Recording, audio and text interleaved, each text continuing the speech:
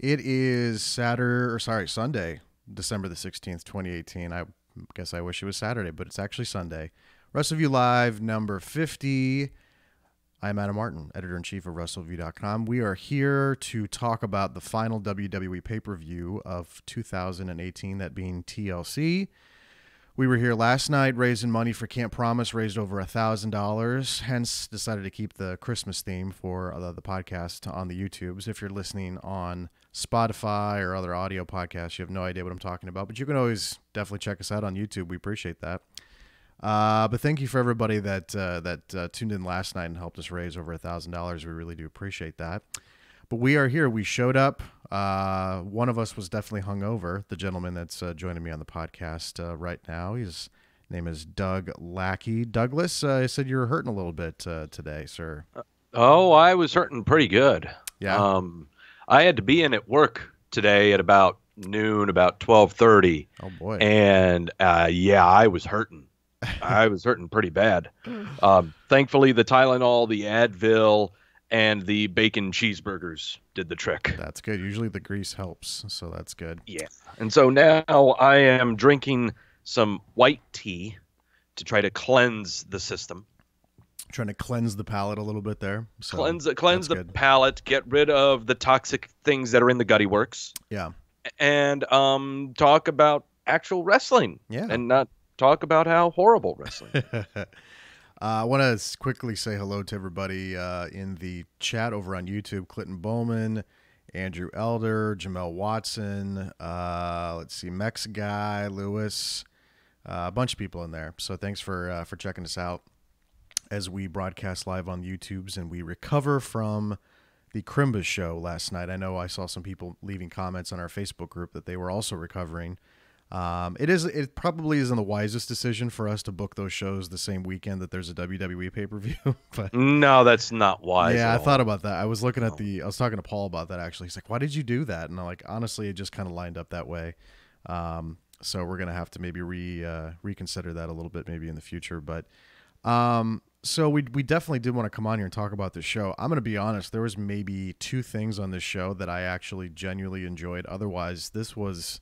It's hard for me to say it was a bad show when they end with such a good match. Right. And I'm really trying to come on here and not be negative. But I sent you a text earlier that I about fell asleep covering Seth Rollins and Dean Ambrose tonight. I think you had a similar sentiment, I think, too, where... Oh, yeah, I was drifting away. Yeah, I was drifting away. The crowd was even starting to... I don't know. The natives were getting restless. They were, and I couldn't tell if they were chanting boring at one point, but I don't know if it was weird because like they had such a good backstory to those guys having a match, let alone a title being on the line, but it was just two dudes doing stuff, and I had the split screen going, I was covering on Wrestleview, and I was kind of seeing what people were saying on Twitter, and well, I mean, I understand, yeah, it's a good backstory and all, but also understand that the initial swerve of the Dean Ambrose character happened nearly 2 months ago. That could be the issue, too. This is the first match that these two had together. Yeah. It's been 2 months that they have been driving this program into our skulls. Okay, so it doesn't surprise me that after, X amount of time that people are like, oh, God, we just don't care anymore. Just get it over with. Guess so. I mean, it definitely had this strange vibe to it, where I don't know. I was trying to grasp what it was because I don't think the actual wrestling in the match was bad. It just wasn't connecting, and it was. I had the same thoughts, and we'll run some of this stuff down because we kind of bounce around on these pay-per-view recap shows, but. I had the same sentiment with Daniel Bryan and AJ Styles. Like everyone was losing their shit on Twitter. I'm like, they could have shaved like 10 minutes off that match, and it would have made it. The presentation, at least for me. Oh yeah, absolutely. It's like they just kind of get in this like, let's give and I'm curious. I want to see if we can find match times. I know ProWrestling.net is usually pretty good about putting up match times. I'm on it here.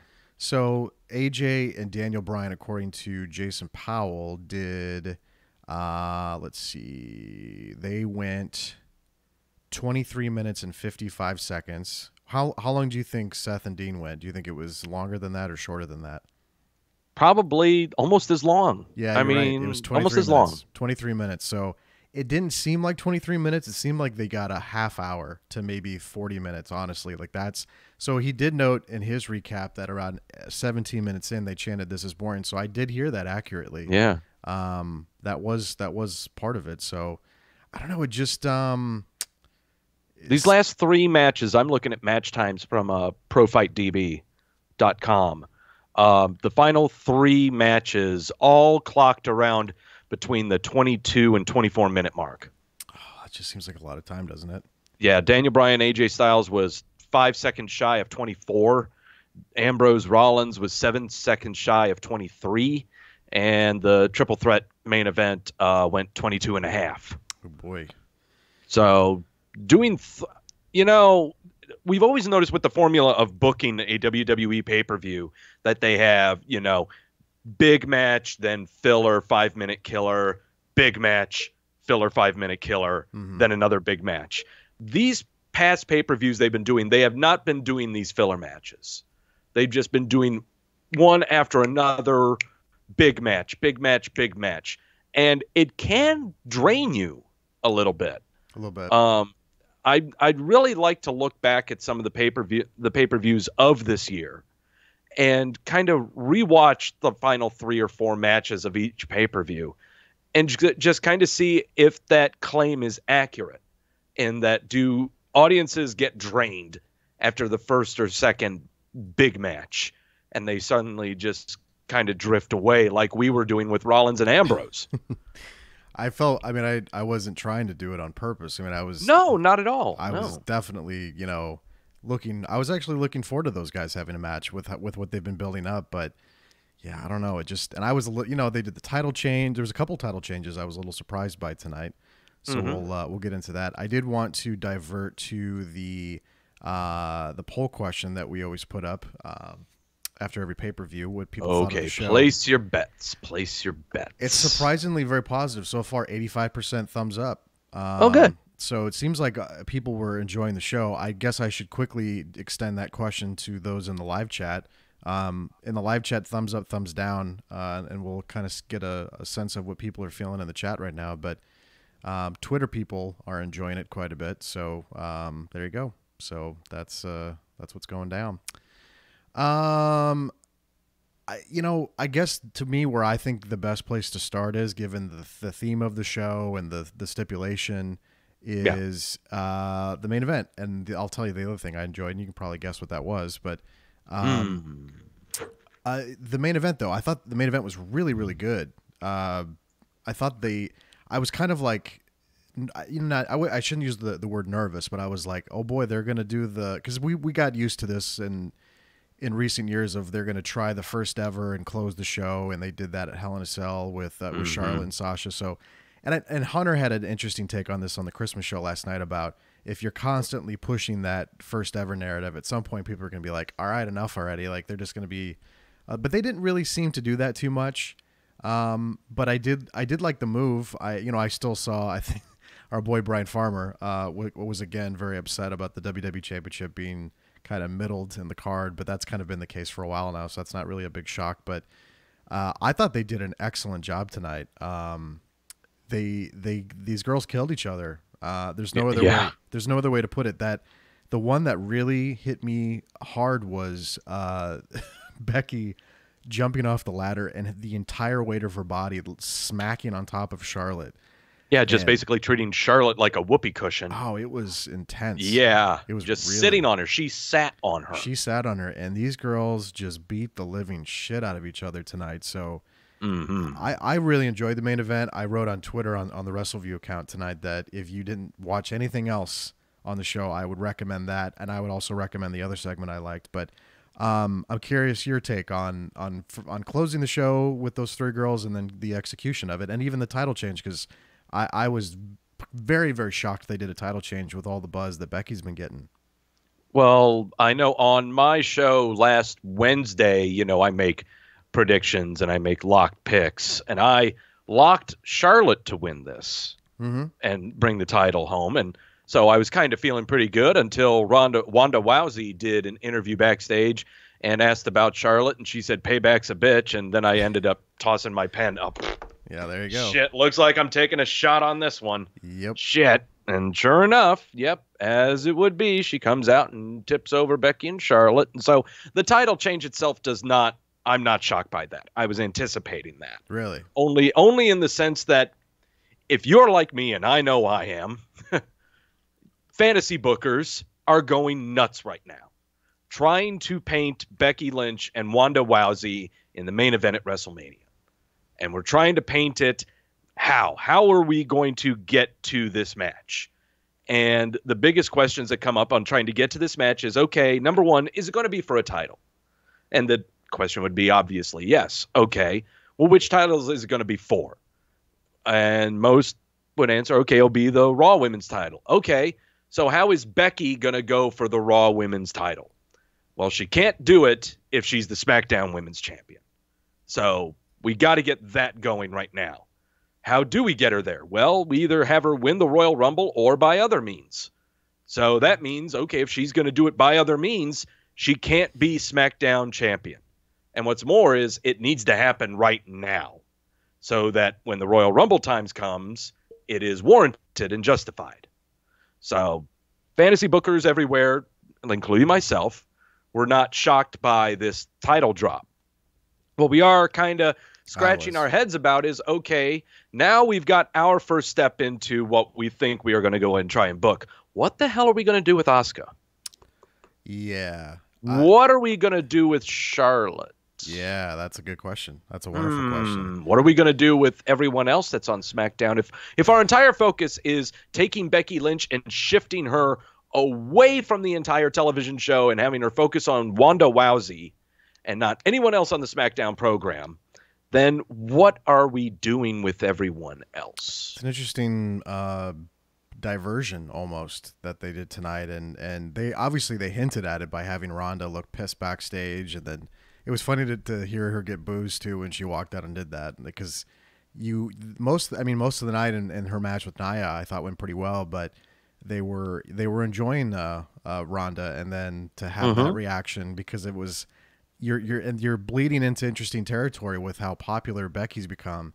And that's kind of why I was surprised they did it, because Becky was so here's the problem, Doug. When Charlotte Flair's the champion or when Asuka's the champion, Yahoo Sports is not calling them up saying, "Hey, can I interview Asuka?"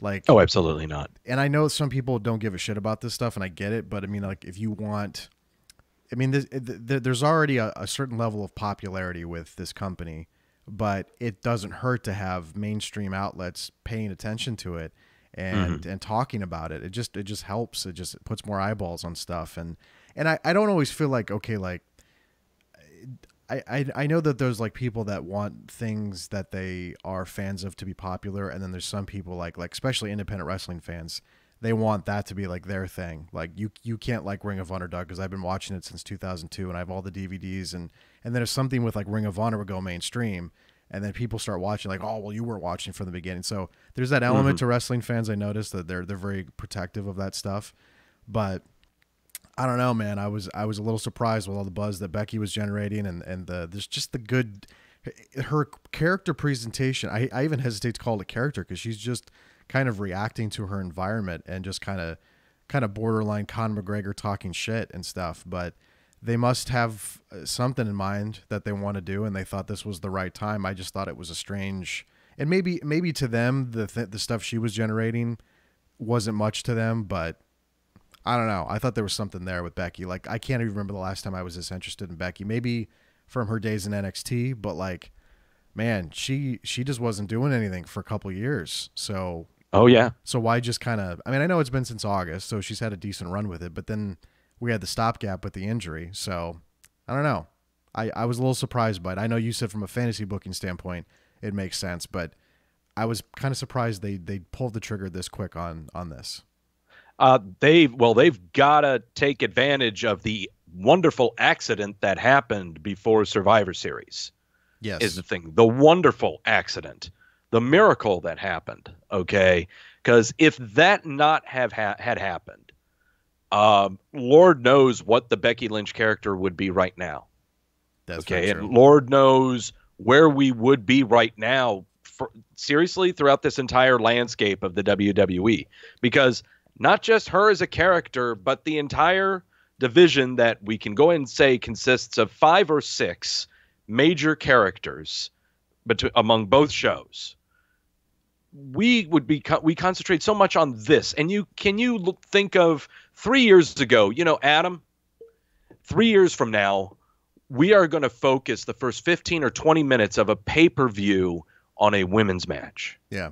And talk about how compelling the characters are in this women's match.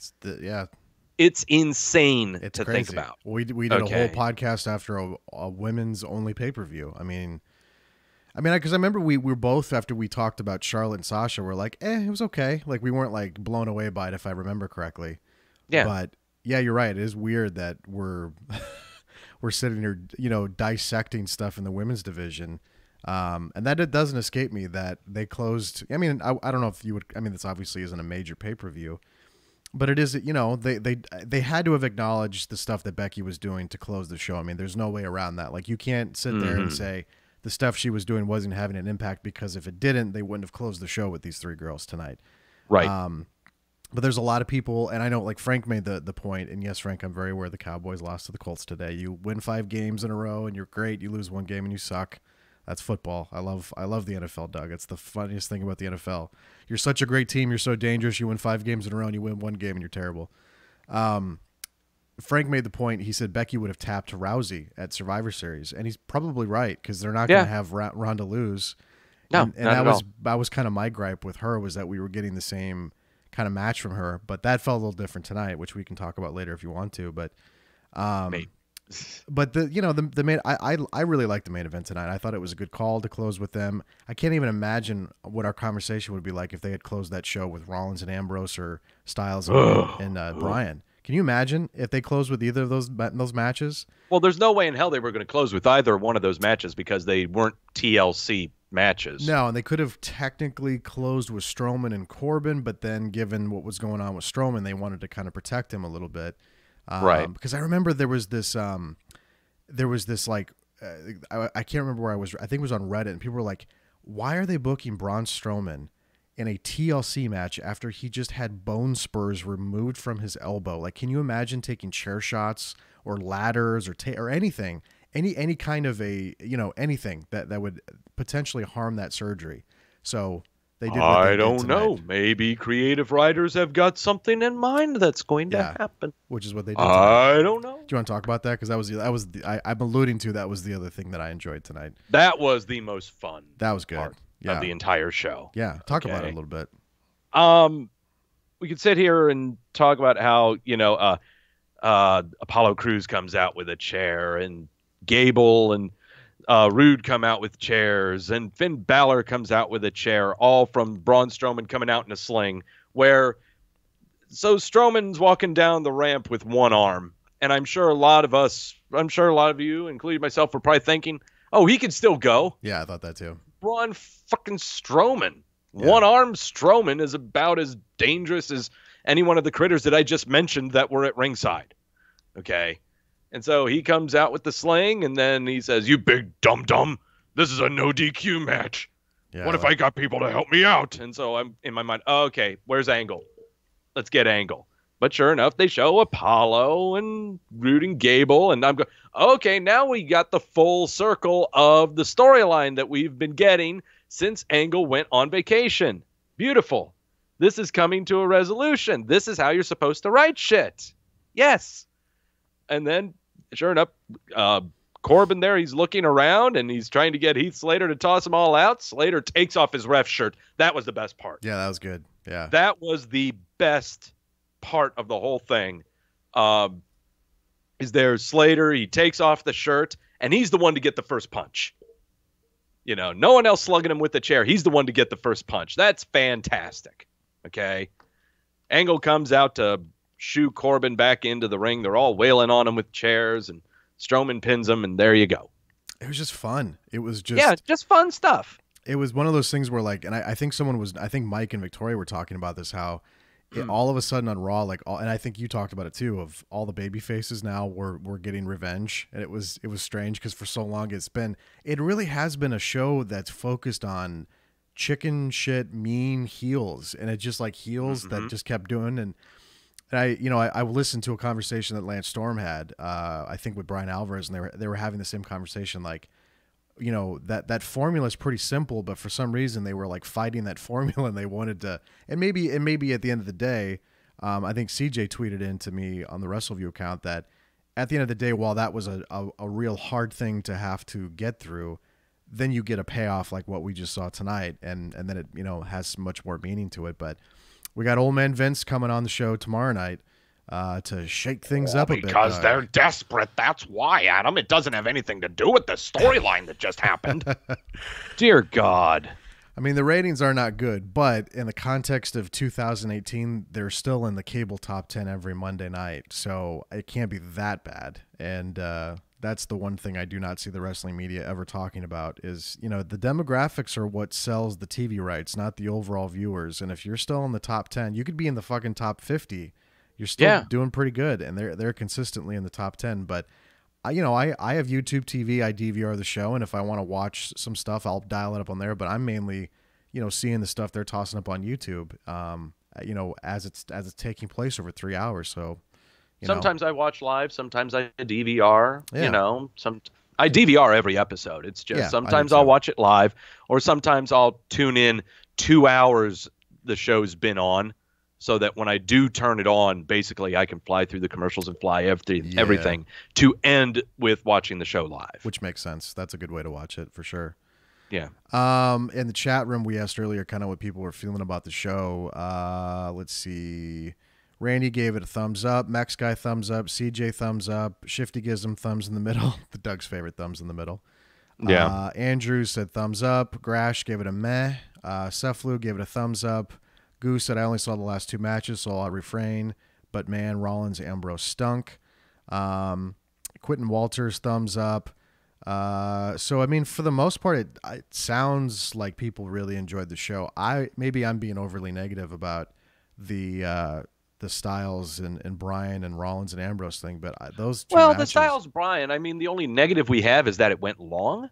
I just didn't like. I mean, the match itself, I thought at the beginning, of course, told a good story of, Daniel Bryan being a chicken shit and running away, just like how he did at the Lesnar match. That stuff was fine.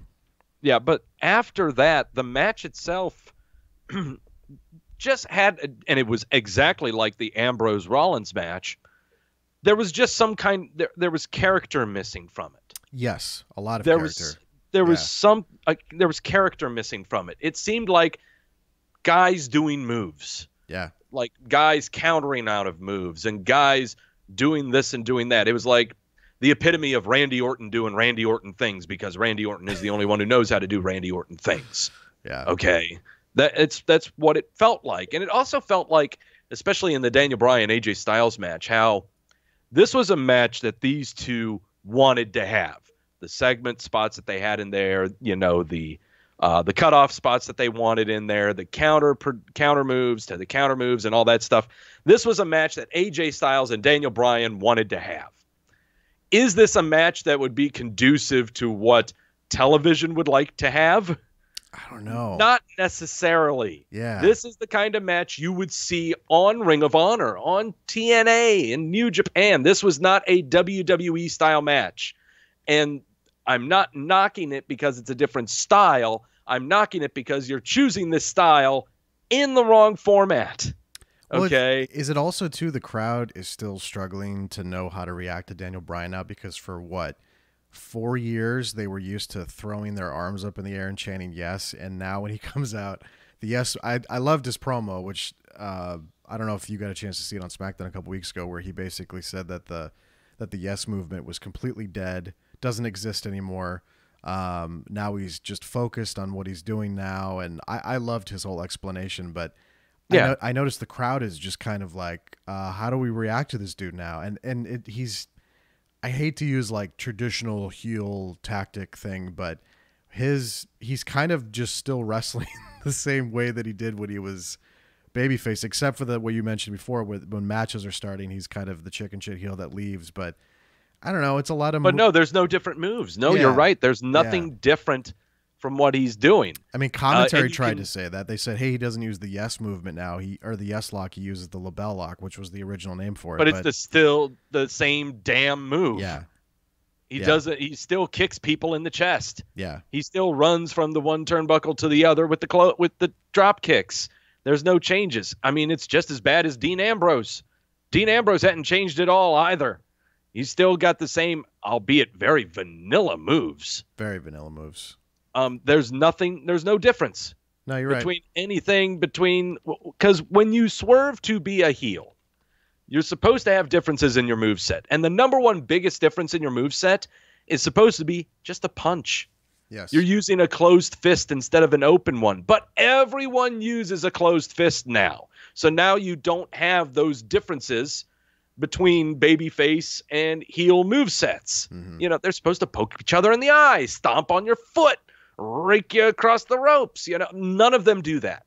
And that all match, of them are trying to be wrestlers. And that match just kind of just ended with Styles and Bryan in a roll up.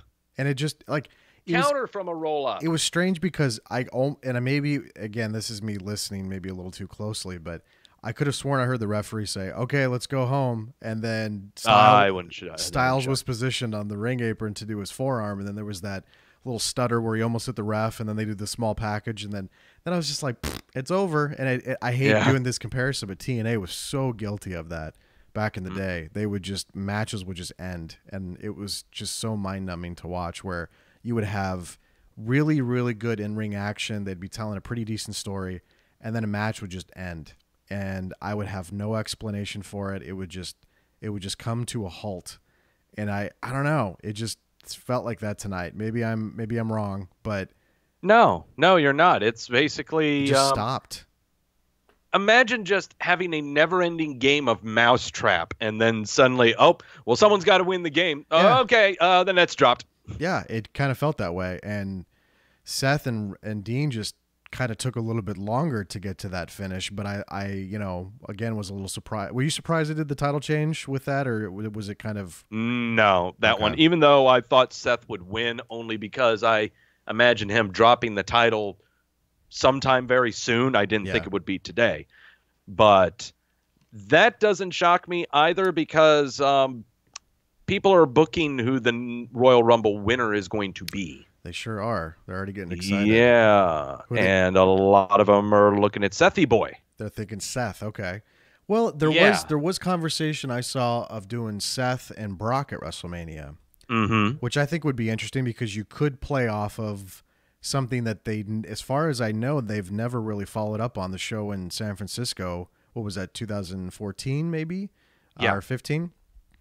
Where Seth cashed in, and Brock was involved in that scenario, and so was Roman. And they've played it up with Roman and Seth before, but that's something you could play off of and go in that direction, because you got to do something. But well, the number one thing right now is that Raw is down a major character in Mr. Roman Reigns. Yes, they are. They need a main character. And they don't. And they don't have one. Yeah. And the one that it looks like has been seeming to be the main character, even when Roman was there and was incompetent with it, is Seth Rollins. Yeah. So how do we confirm that Seth Rollins is the main character of Monday Night Raw?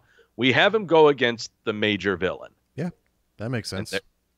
So there you go. I really can't think of anyone else right now on the Raw side that could win the Royal Rumble other than Seth Rollins. And he planted that seed on that radio show recently, where he was saying that what was the quote that he said, that he was he feels insulted. Yeah, that Brock is the champion and he's out there, so he's maybe planting that seed a little bit. Jamel Watson in the chat said, on the whole, with this being the last pay-per-view of the year, I think it's safe to say that Evolution was the best show of the year, which Doug, you said. Yes.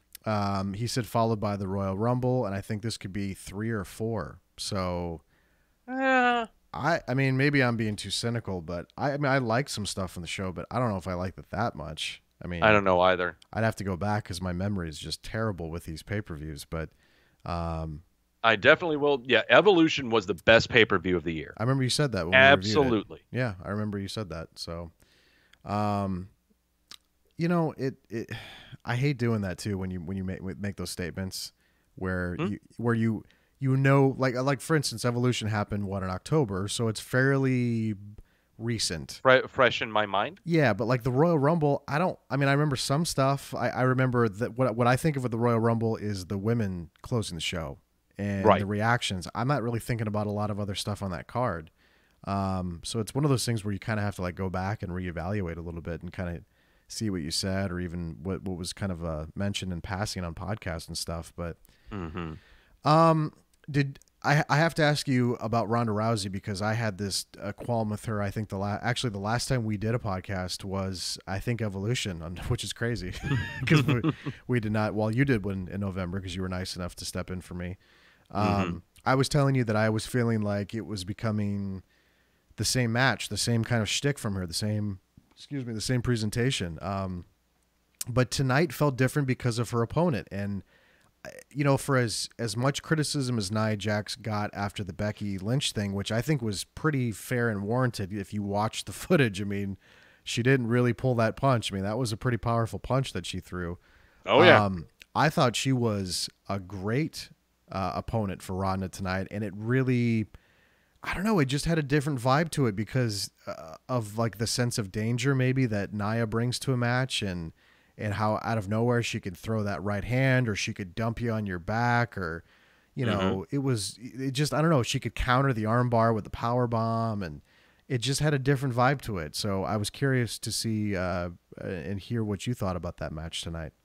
That was one of the better Wanda Rousey matches. Yeah. In that I've always kind of equated Wanda Rousey to a Dolph Ziggler seller because, man, she can sell like mad.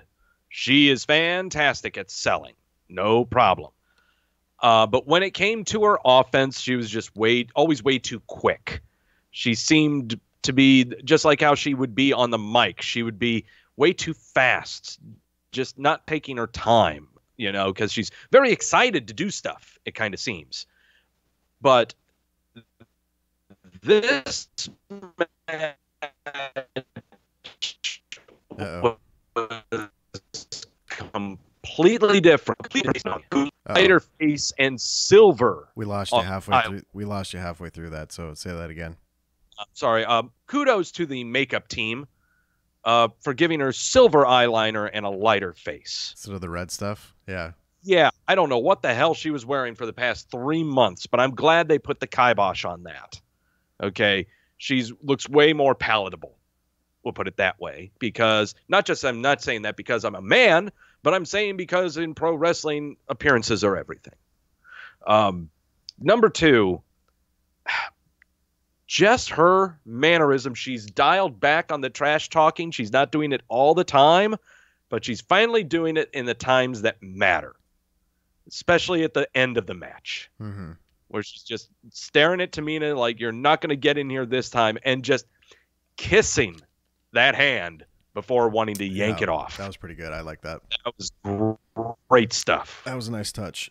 Randy, great stuff. Randy in the chat said Ronda gave Nia Jax her best match of the year. Changed my mind. I would say the WrestleMania match with Triple H and Stephanie was a little bit better, but I would definitely put this one up there. I would say if you had to rank Ronda's matches that she's had so far in this company, this would easily be number 2 for me. Oh, sure. There was just something about the WrestleMania presentation that just worked out so well that I thought it's just a little bit better. And the Charlotte match wasn't too bad. That wasn't too bad. And you know, it had, it was, the problem was that sense of, we had that, and maybe I'm being biased by picking the WrestleMania thing because that was the first time we got to see her, and a lot of people thought she was going to suck. Yes. And so I think people set the bar really, really low with Ronda. And then when they saw it, they were like, oh, wow, this is actually coming together pretty well. Actually, I'm correcting this. Randy thought that this was Nia's best performance, not Ronda's. Well, yeah, sure. I'll go and do that too. Yeah, I'd say for the entire year for Nia, because Nia had a rough go, with the public after the the Becky Lynch debacle. So yeah, I mean, not even that, but a rough go of being a babyface. And the match, I thought the match she had with Alexa Bliss at WrestleMania was pretty underwhelming. That was another match that just finished. It just, there's the ending, and there's a new champion. And I think the biggest issue, and Mike has talked about this a lot on Post Raw, was Nia's just so much better as a heel. And when you had to watch her cry all the time, and it was just like, I don't know, it just was hard to buy. So like tonight when she was being booed and she did like the little bow, I was like, this is what she was meant to do. Like it fits better for her presentation. She naturally seems to be better in that element than the baby face that needs your sympathy, because, that just doesn't work with Nia. So I would agree with Randy. I would say this is Nia's best performance. One of her best. Regardless of gender, if you are twice or triple the size of the normal person that would be in the division that you would be wrestling against, you cannot be a babyface. No, you can't be a babyface, and it's hard for some people when they switch roles. And I think Daniel's kind of by the way, Doug, we are kind of losing you. Yeah, I know. I think Deanna's watching murder porn. Oh, tell her to kill the murder porn for just like 20 more minutes. not even 20. Honey, no murder porn. Yeah, let's kill the murder porn. It's the same issue that Daniels, I think, is facing right now a little bit, is he's still transitioning to this different role, and I thought he did a pretty good job of the promo, but I think the crowds are still having a rough time accepting it, because they were just so used to happy Daniel Bryan flipping around and throwing his arms up in the air and leading yes chants, and now they're having to take him in this different way. So yeah, interesting transition. Was there anything else on the show that stuck out to you? Because that's kind of the stuff that really, I will say the let me see if I can dial it up here. The table spot that Liv Morgan took in the tables match with Natalya and Ruby Riott. Holy shit. That was nasty. I mean, that was just brutal. I'm going to see if I can find it here. Yeah, here it is right here. So this doesn't do it justice in just the form of a GIF. But the sound that Liv made when she took the spear sounded like she got the wind knocked out of her, and then she just planted over that table just beautifully, and it just snapped right in half. But it was so quick, like the snap of that spear, and then she did that awesome. So I loved that. That to me was definitely a highlight tonight. That one didn't feel ham-fisted. I feel like sometimes they feel like they have to do these, like, oh, it's TLC, Doug, so we have to use someone's going through a table. Yeah, they always have to do that. But that one was like, whew, that was a rough bump there. So I enjoyed that. Was there anything else on the show that stuck out to you that you wanted to dice? Because there was other matches on the show tonight. I feel like we're ignoring some, but there was quite a few. Oh no, there were other matches. Yeah. Though it was an enjoyable match, and I'm alluding to the triple threat tag match. Mm-hmm. Between New Day, Usos, and the Bar, which told the great story of New Day and the Bar keeping the Usos out of the match. The Usos get into the match, they clean house, and then everyone else starts cleaning house, and you have just chaos happening. Though that was a fun match, okay, don't get me wrong, it was really, really fun. I hope this is the last time that we see these three teams going against each other for at least 6 months. So you're burned out on these guys? I am so burned out from these guys. I mean, it's been since SummerSlam that these have been the only three tag teams we've seen out of SmackDown. That's it. Which is funny because, and I thought about, it's interesting you bring this up. I thought about this as that match was finishing, because if you think about what's going on the Raw side, you had this weird Authors of Pain title reign that just got ended by Bobby Roode and Chad Gable. And then I'm trying to think of some other prominent tag teams on the Raw brand. And there's, I mean, who else outside of like the Revival? Because Luke Gallows and Carl Anderson are on SmackDown. You've got Gallows and over on SmackDown. You've got Gallows and Anderson. Yeah. You've got Sanity.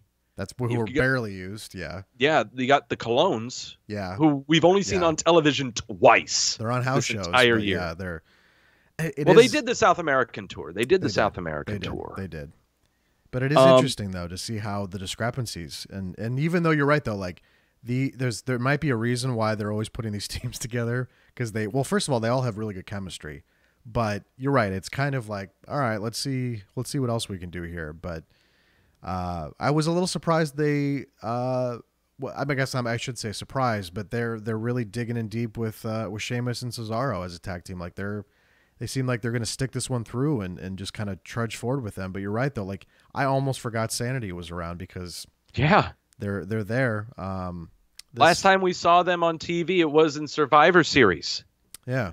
They haven't been on TV since. And actually, if they were ever on TV before that, it was just to introduce Nikki Cross for a Manchester, England show. Let's look at the SmackDown roster. So you mentioned Sanity, so that's a tag team. We got New Day. New Day, Colognes, The Bar, Usos. You've got the Hammer Brothers, who are hurt. That's right. That's a big component being gone. So Harper and Rowan being out. But they are due to be back in February. Okay. But that's about it, though. Gallows and Anderson, we mentioned. Yep. But that's about all she wrote from looking through the tag teams here. That's about it. So it's not too stacked over there on Well, I mean, they got 6 tag teams and it's a 2-hour show. True. And then my problem is that for the past 5 months, it's been the same 3 teams. It's what it's been. It's always been New Day versus Usos or New Day versus the Bar or Bar versus Usos. And then you put the 3 together. It's never injecting another team in there. So maybe it's time to do a little NXT call-up and shake things up a bit, Douglas. Maybe we just bring Gallows and Anderson to do something instead of going on a cruise and enjoying time with their family. Maybe it's time they work now. Well, they're there. Maybe it's the time we give Sanity a break and just have them beat the crap out of people and don't worry about them being on a microphone. They're wrestling. And for heaven's sake, let's get the Colognes on TV. They're entertaining as all hell. They're funny. Kinda. Have them get squashed. Well, you just want to mix it up just for I just got to mix some stuff up here, okay? It's a bit much. I'm looking at the rest of the show, the rest of the card, the Finn Balor and Drew McIntyre match. I wrote on Twitter that I was curious to see what they're going to do with Finn in the new year because I feel like he's a dude that could get shifted to SmackDown in the new year because there was this like mode with him and then the injury, the Universal Championship. I honestly always forget when they do these like photo gallery things on WWE.com and they say that here's a photo gallery, Doug, of the first ever champions and here's the first ever NXT North American champion and here's the first ever NXT UK Women's champion. And then I see this picture. I'm like, why is Finn up there? I'm like, oh yeah, he was a Universal champion for not even 24 hours because he was injured. But they didn't really. It was. Does it not strike you as very strange that at that very moment, was it 2 years ago in August? Maybe. Yeah. Was it 2 or 3 years ago that they did at SummerSlam? No, it was 2 years. It was 2 years ago. That they were so ready to just run with that in the summer, which generally we've talked about as a good time to experiment with stuff. And then when he comes back, they're like, we're good. We're fine. We're fine over here. And it's not me saying that I think Finn is like this amazing talent because I think he's very talented in the ring, but there's some stuff that's left to be desired in the promo area. He does the demon stuff off and on, which I like when he does pull out because you kind of forget about it and then he brings it back in. But I guess I'm just kind of like, why were they so ready to do that? And then when he comes back, they're just like, you know what? I think we're gonna put the pause on that one. I don't know if it was just like a very impromptu decision that they just thought this is going to be what we're going to do for a couple. Maybe that was only intended to be something for, a month or two. It's honestly, it's not as much about him and why they didn't give him a chance. It's because what was going on around at the time that he came back and what their plans were to be for the future by the time he did come back. By the time he came back, remember, they were in the middle of building a Braun Strowman. Yes, they were. Okay, they were in the middle of doing Goldberg and Lesnar. Mm-hmm. Okay, they were in the middle of bringing up a Kevin Owens and showing why he is a focal point of the program. There were a lot of things that they were doing. And was this in reaction to Balor being hurt, or was this in reaction to this is what would be happening if he was there anyway? We don't know. All that I can think of is I don't mean this in a horrible way. Please don't think this, but I cannot imagine what this program would be like if he was healthy. Oh, if he had stayed healthy, yeah, it would have been I different. cannot imagine It would have been very what different. it would be like. It would have been extremely different, and you're right. It could have been. I mean, it could have been a temporary thing. We don't know, but the problem with that is when you take that shot and you go for it, and of course you can't predict someone getting hurt. That just happens. But when you do shoot that shot and then they come back and then the perception is, well, Doug, that guy was the first ever Universal Champion on what is considered the flagship brand for this company, and he hasn't really received any sort of opportunity again for it, and has just been kind of doing stuff. That's what was strange about it, is that if you were willing to shoot that shot then, but then when he comes back, I get you have stuff going on, but he's going to have that perception with his character that he was a former champion. Well, but what's he doing? I mean, it's just what's even stranger. And I mean, I'm gonna go and just give you a brief synopsis of the Finn Balor character since he came to the main roster. Yeah. Okay. He's introduced to the main roster. What is he? He's a guy that sometimes dresses up in a weird costume. Yeah, big matches. He brings the demon He out. does that for the big matches, and he did it for SummerSlam. So there you go. He gets hurt. He comes back. What is Finn Balor? Well, now apparently he has an alter personality, an alter ego that he would like us to be introduced to. Yeah. And he has a name for this thing. And here is the background of it. And there's a story behind it. Yada. Oh, and by the way, we got a Joker who's just like that on this roster. His name's Bray. Yeah. And he likes to, and he's got an alter ego too. Yeah. So let's do a comic book match between those two guys because, pro wrestling, would do that. Oh, crap. We can't do that. Shit, it looks like Bray Wyatt's got the mumps. Yeah. So we can't do the comic book match. So how about instead we do the substitute match of Finn Balor and AJ Styles just for the hell of it? It's just because Bray Wyatt's injured.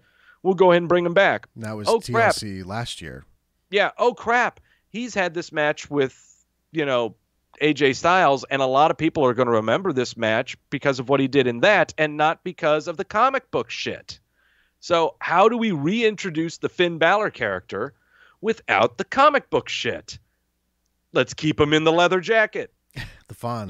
Let's make him the Fonz. He has a club now. Yeah. By the way, the club is all inclusive, but we aren't going to insinuate on anything regarding the leader of this club. Yeah, they're talking But he smiles a lot, and the camera really loves to show his crotch when he gets up on ringside. Yeah, I'm always, that's very uncomfortable. I don't know why it is incredibly uncomfortable. Yeah. I really wish they would stop. It has to be a rib at this point because when you look at WWE's Twitter page and there's house shows, they're always got the Finn junk in your face photo where he's draped across the ropes. And I'm like, all right, I get it. It has to be, but it has to be a rib at this point.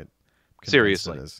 But that has been a summary of the Finn Balor character since he's come to the main roster. No, you're right. It's been hodgepodge at best. So.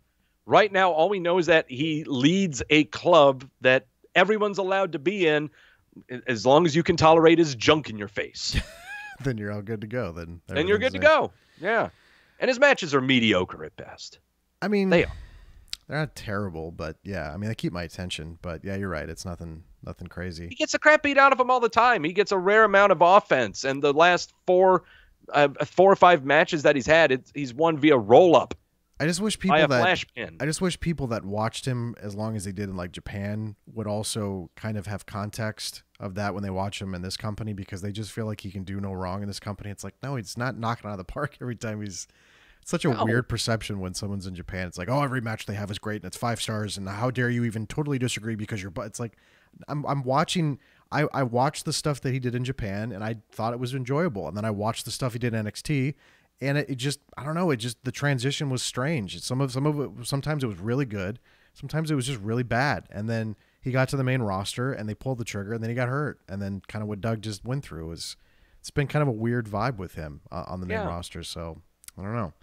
I hate being negative, obviously, because we like to start the show and focus on the stuff we liked, but I thought the mixed match challenge match fucking stunk. I hate that show. I hate that concept. I hope it goes away. I hope it The first season was great. First season was good. The second season was riddled with injuries. They pulled people out of the show, replacements. I just don't. And tried to incorporate stories into it. I'm still trying to get used to babyface Carmella, rapping with R-Truth, and then her promo after that match, Oh boy. I was a big proponent of her this year. I thought she did a really good job as champion. I thought she had a good run. But her as a babyface, we were just talking about how Nia stinks as a babyface. I think Carmella is 20 times worse.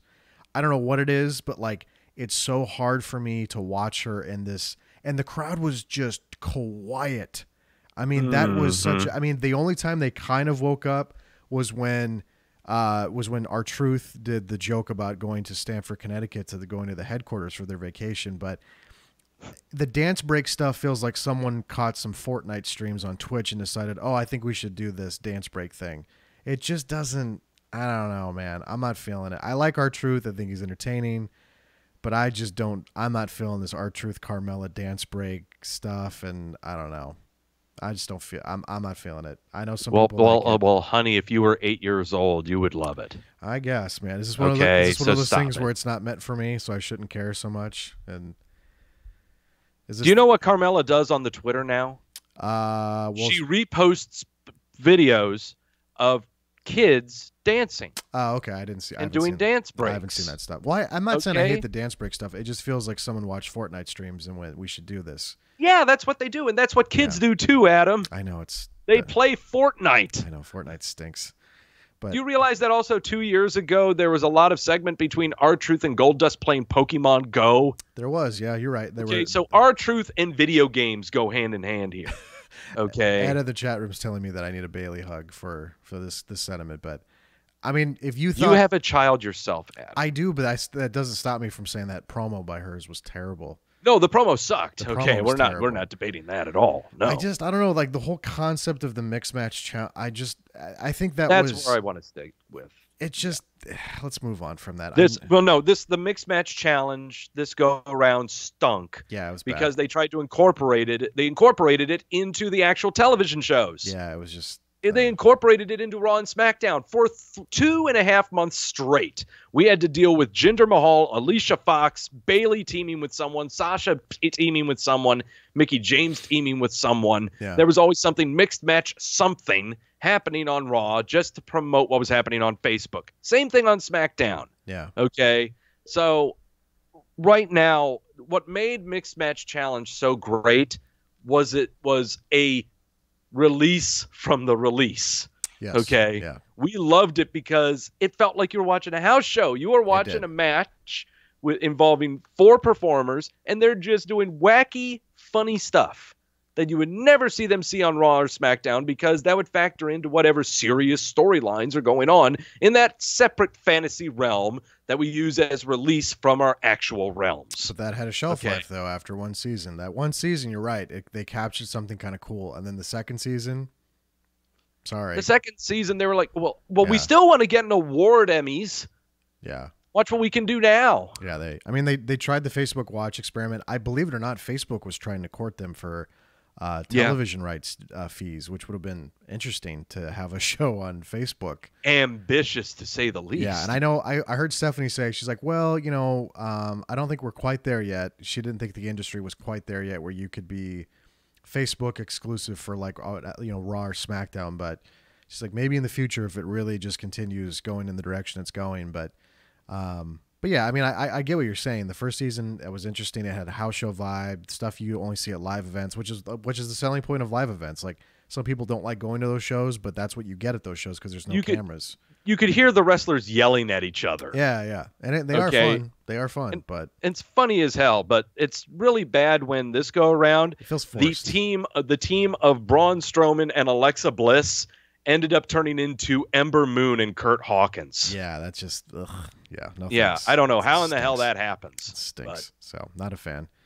Rey Mysterio and Randy Orton also had a match, chairs match. They did things. Was it a chairs match? I think it was a chairs match. It was a chairs match. Yeah, they did stuff. So, I think those guys have really good chemistry. But again, it was just kind of it was a match. It happened. So old guys doing stuff.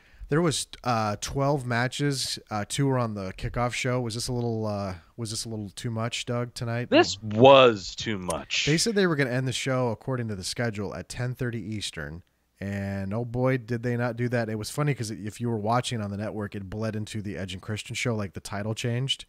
So, because if I'm not mistaken, did Survivor Series end pretty early last month? Like 10, Oh yeah, like 10:30 maybe it was over, or it ended early. at 10:30. No problem. Yeah, so this one they just decided to really load up this card and go for it. But I'm not going to do the there was too long of a show argument. I think we've done that enough on this show. But that was a lot. 12 matches, 10 on the main card if I'm not mistaken. Was it 10?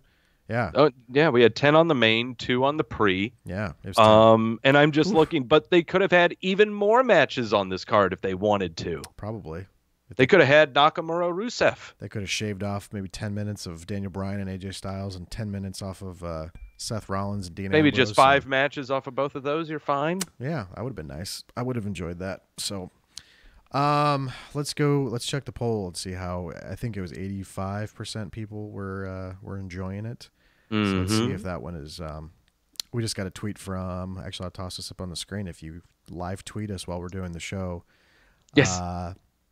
Alvin Dickinson III said mixed match challenge was terrible. You guys are 100% correct.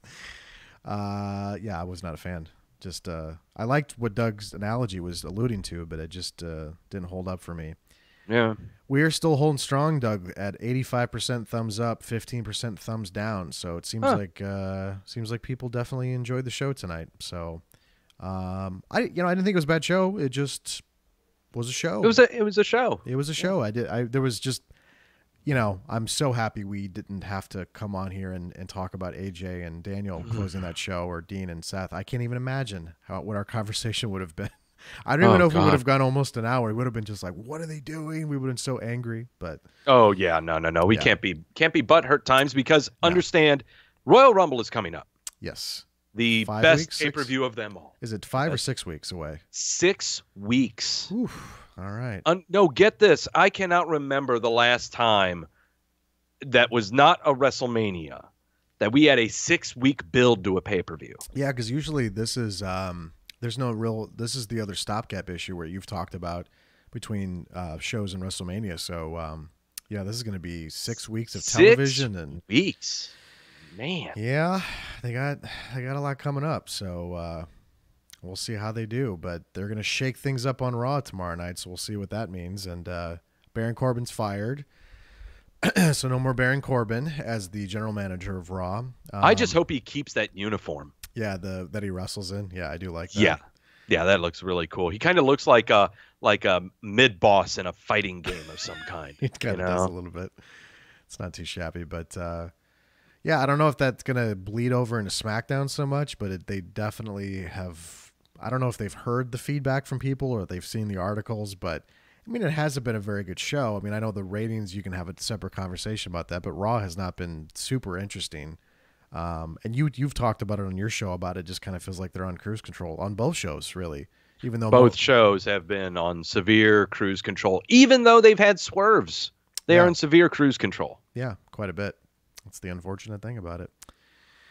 All right, well, Doug, I think we're gonna wrap up this podcast with a nice little bow. If I'm not mistaken, this is probably going to be our last podcast of this year, because the next week is the Crimbus, and then the week after that's the New Year's Eve, and then it bleeds into January. So, yeah, solid run of podcasts this year. Yep, I keep doing my thing though. Yeah, Doug's live on our YouTube channel every Wednesday with Wrestleview Weekly at 8 Eastern, 7 Central, if I'm not mistaken. Yes. Okay, at Eastern, and then of course post Raw with Mike and Victoria as well. Let me see. Just to give everyone a teaser for the show coming up on Wednesday. Yeah. Due to my predictions. Yeah. From this TLC, I went 7-5. 2 of my 5 losses were locked picks. So that means you have to do shots. I have to do 2 shots of tequila. Ooh, double. Oh, tequila. Oh man, dude. Are you? Dude, there have been times I've taken 4. Jesus. I don't know. But I made a side double lock bet. Okay. Where I wagered that the Natalya Ruby Riott match would last longer than the Rey Mysterio Randy Orton match. Oh no, did that happen? They beat it by 1 minute. Oh boy, okay. So I dodged a major bullet. Oh, but I hope I got that right. I need to make sure and double check on my shows, because sometimes I am so drunk. Well, I am not of sound mind that I make predictions that I really shouldn't be. So I learned that the last time I tried predicting what would happen on a Go Home Raw. That was a three-shot day right there. Didn't go so well. No. So. All right. Well, I hope you can stomach all that alcohol that's going to be going in your gutty works this Wednesday then. So. Oh, I'll be fine. I've got plenty of time to do that, just as long as I don't watch Raw and SmackDown. That conduces me to drink. Are you doing a show on the 26th or not? I would assume. Yeah. Oh, you are? Okay. All right. Just checking. Yeah. Just as long as it's not a major holiday or anything like that. No, I'm still going strong. I'm pretty sure Mike and Victoria won't be doing a show on the 24th since it's no, Christmas they aren't going to Eve. do a show. But the thing is, they are taping next week's Raw and SmackDown this week, so there's going to be a bunch of tapings coming out. So the shows that fall on the 24th and 25th will be pre-taped episodes of Raw and SmackDown. If you remember last year, they did live shows and the roster wanted to revolt. I remember Matt Hardy's wife Rebby was like, "Oh, cool! Why don't you guys book a live television show when it's Christmas and people have families and children and they want to spend time together?" But it's all pre-taped. So this week is it this week or next week is holiday week? I think it's this week where they have Raw on Monday, SmackDown Tuesday, Wednesday's that New Day special, and then Thursday is the Tribute to the Troops special.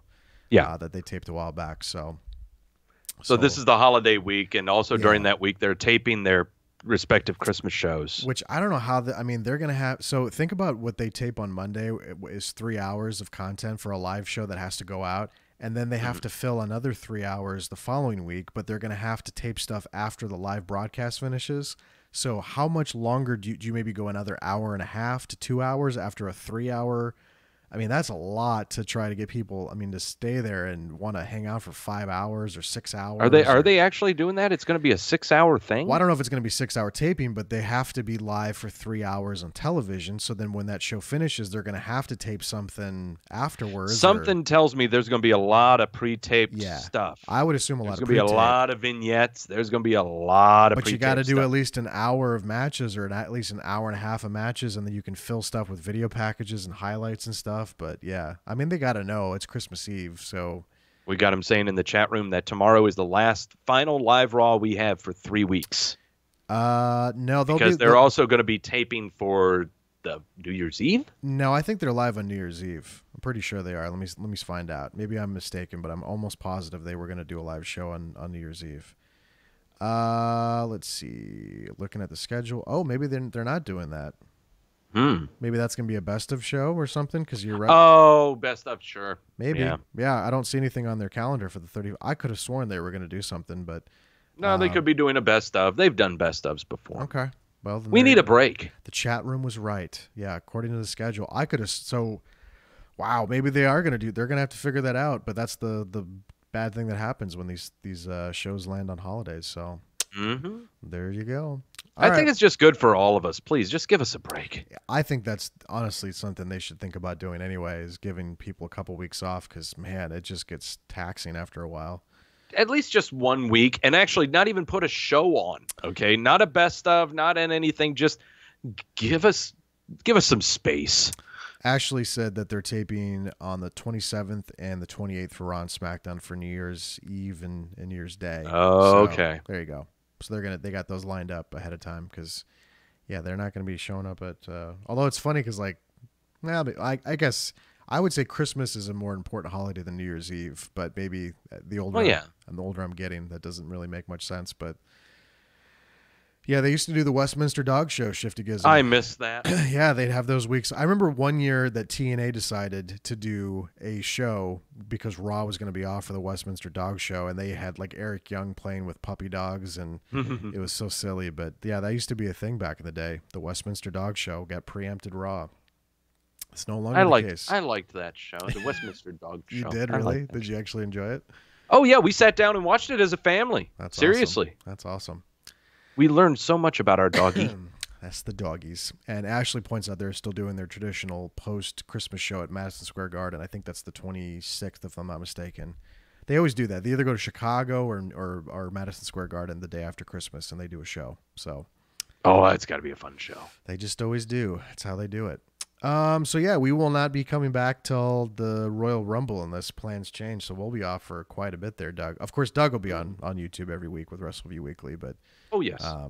as far as Wrestleview Live goes, unless something changes between now and then, we'll let you know. But so it looks like the Royal this is going to be the Rumble's outdoors this year, if I'm not mistaken, in Phoenix, right? Mm-hmm. Is that a baseball? So it can be at the baseball arena. Is this where the Diamondbacks play?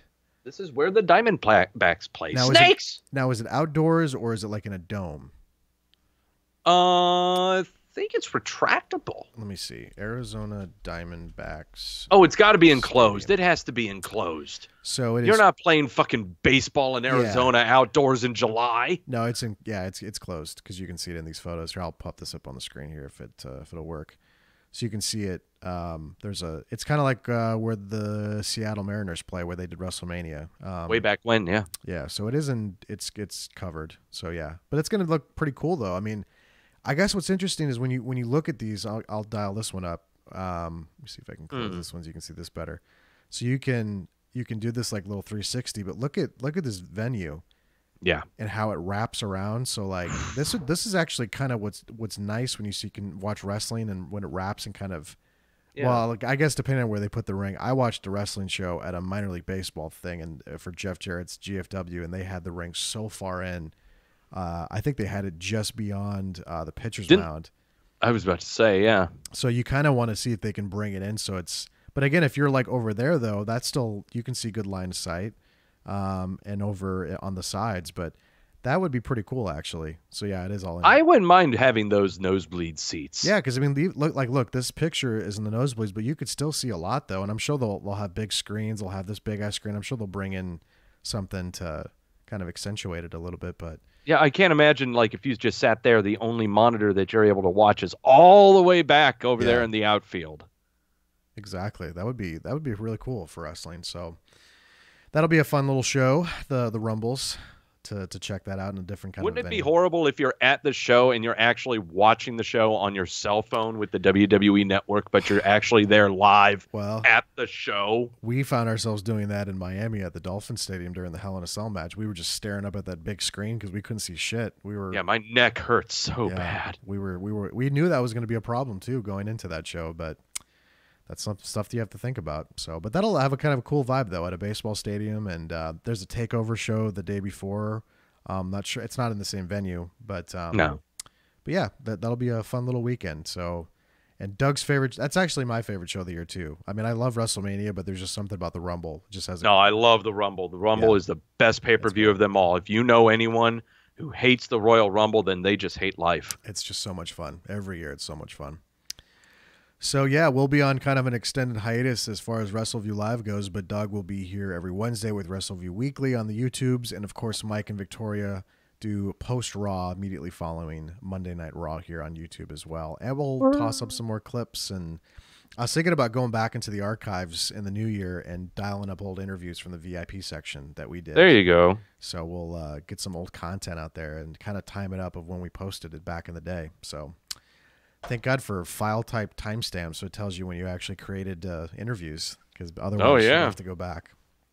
And I'm going to do a little teaser. I don't know if Paul wants me to say this or not, but Wrestleview is going to be debuting a new look on desktop and mobile in the coming weeks as well. It looks swank, guys. Yeah, so Doug got a little sneak peek at it.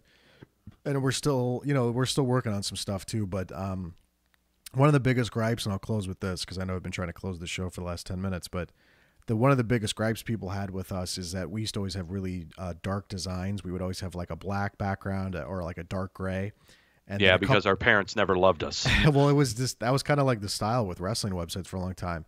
And then I would say about 5 years ago, I was like, you know what, Paul, every news website, every sports website, it had white background with black text and white. Everything was bright white. YouTube is bright white. All these websites. So we embraced that, and we found that a lot of people didn't like that. If you go to our mobile site, which is still a work in progress, there's some stuff I would love to fix, but it has a darker theme to it. So we're going to be applying that kind of idea to the desktop, because more people go to Wrestleview on mobile than they do desktop, but we still want to make both, look one and the same. So it's going to be. Grash just said another look for Wrestleview. Yes, another look. And Equinine Radio just said that Wrestleview gets more facelifts than any other website. It's honestly me. I get so bored and I want to change things and I want us to look more modern, and so it's partially my fault. So it's not Paul. Paul's usually pretty happy with sticking with. How would you feel if you had a girlfriend but she wore the same outfit every week? Yeah, that's a good analogy. Okay, like come on. I like that one. So we're just trying to make. But I it know look more better. I'm asking people in our audience, and I don't know if they have girlfriends, so I don't know if that's the actual kind of question I should ask them. But also, how do you pronounce? Is it Equine Radio? EQU? Equine. Equine Radio said, "Why no Wrestleview app?" Honestly, I never saw the need for an app because every website is now responsive. So the reason that mobile apps were attractive pre 2013 was websites were not responsive on. So when you would go on your phone, you would go to Wrestleview, it would just try to display a large desktop version. Every website in modern times now is intended to be responsive, so that completely kills the need for an app, unless we were selling like something and it would make more sense, but no plans for that. It just kind of, CJ brought it up. AMP, which is a product that Google embraced, kind of rendered apps useless unless it's like an app for weather or sports or news. Like I can understand those, but even news though, like CNN has an app. Why there's no reason for CNN to have an app when they have a responsive website. There's Fox News and all these other. I mean, I know they have apps, but I don't know why they do it because their websites are responsive if you go to it. So there's no need for those things anymore because the internet has gotten smarter, and that's the whole goal. All right, Douglas, we're going to get the hell out of here. Thank you for tuning in live. If you joined us on the YouTubes, we appreciate that. We have audio versions of all of our podcasts that are available on SoundCloud, Spotify, any podcast app. You go to wrestleview.libsyn.com and you can subscribe there. I know a lot of people message me that use Spotify and have thanked me that we're now on Spotify if you use that streaming service. So we got the podcast on there. We got audio versions, but of course we have the beautiful YouTube version so you can stare at us as we talk into our microphones as well. So there you go. All right, everybody. We will talk to you in 6 weeks, Doug? Is that what you said? 6 weeks. Sober up, you mooks. Wear your good clothes that you got on Christmas. 6 weeks. So yeah, everybody enjoy your Christmas, enjoy your holidays. Hope everybody has a good time and has a good time with family and friends and can take a little break. A little bit of a break from wrestling will do everybody, I think, a little good. Be nice to one another. Yeah. It's good. It's happy times. Don't be angry. Don't be negative. Happy times. Yes, be happy. Be merry, everybody. And we will talk to you in time for the most fun pay-per-views ever, the Royal Rumble, in 6 weeks. Of the most fun. Yeah, it's going to be fun. All right, everybody. Thanks for tuning in. We will talk to you later. Bye.